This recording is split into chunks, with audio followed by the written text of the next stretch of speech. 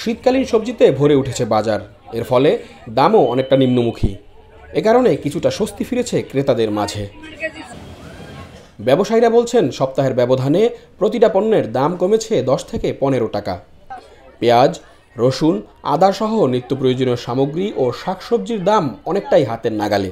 পেঁয়াজ ভাই আজকে 80 টাকা কেজি বিক্রি করতেছি, দেশিটা বেচতেছি 90 টাকা। আচ্ছা, দাম আগের থেকে একটু কম? আগে তো খুব কম, যে ইন্ডিয়ান পেঁয়াজ ছিল আপনার 100 টাকা, কারণ বর্তমান পেঁয়াজ আছে 180 টাকা কেজি। আর গত সপ্তাহে আপনার দেশি পেঁয়াজ ছিল 120 টাকা, এখন হচ্ছে 90 টাকা। দামটা কমার কারণ কি মনে হয় আপনার? আপনার এই যে পাকিস্তানি পেঁয়াজ ঢুকতে আছে ভাই।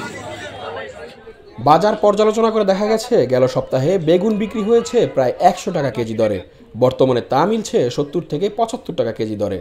40 টাকা পিস বিক্রি হচ্ছে ফুলকপি ও বাঁধাকপি। মূলা বিক্রি হচ্ছে 50 টাকা কেজি দরে। পাশাপাশি কাঁচামরিচ 120 টাকা কেজি দরে বিক্রি করতে দেখা যায়। অপরদিকে প্রায় অপরিবর্তিত রয়েছে মাছের বাজার। ক্রেতা কম থাকায় স্থিতিশীল রয়েছে মাংসের দামেও।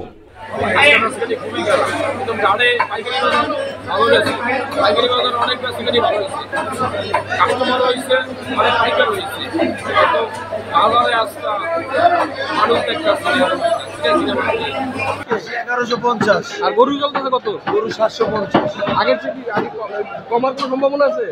এখন আমার বাড়বে, এখন শীতের সিজন, বিয়ের শাড়ি বাড়বো, চাহিদা বাড়বো, এই জন্য আমারও বাড়বে। বরাবরের মতোই শীতে বেড়ে যায় হাঁসের মাংসের কদর।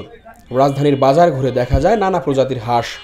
প্রকারভেদে এসব হাঁস বিক্রি হচ্ছে 700 থেকে 3000 টাকা পর্যন্ত। এদিকে কিছুটা বৃদ্ধি চোখে পড়েছে মুরগির দামেও।